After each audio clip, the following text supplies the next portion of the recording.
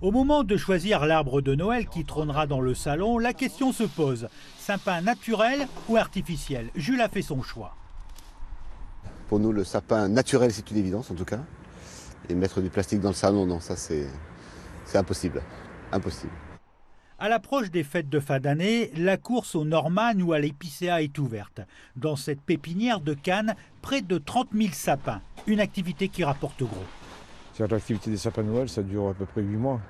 C'est un peu comme les ostréiculteurs, quoi. On travaille pendant 8 mois et 80% du chiffre d'affaires, il est fait sur un mois et demi. Je préfère le sapin naturel, moi. Non, on aime bien ce qui est...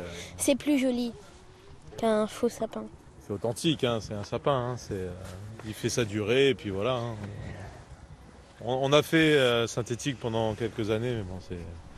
Ici, les prix varient entre 23 et 140 €, en fonction de la variété et de la forme du sapin.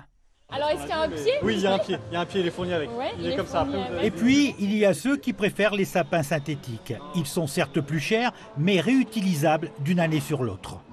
Alors, cette année, on a décidé d'opter pour un sapin artificiel. Pour pas abîmer la voiture de monsieur.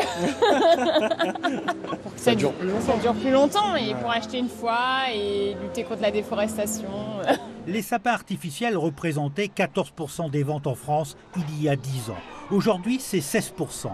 Une augmentation observée également dans cette jardinerie d'Antibes. Ça se développe, mais le naturel quand même est beaucoup plus important au niveau des ventes que l'artificiel. C'est à peu près 70% de naturel et 30% d'artificiel.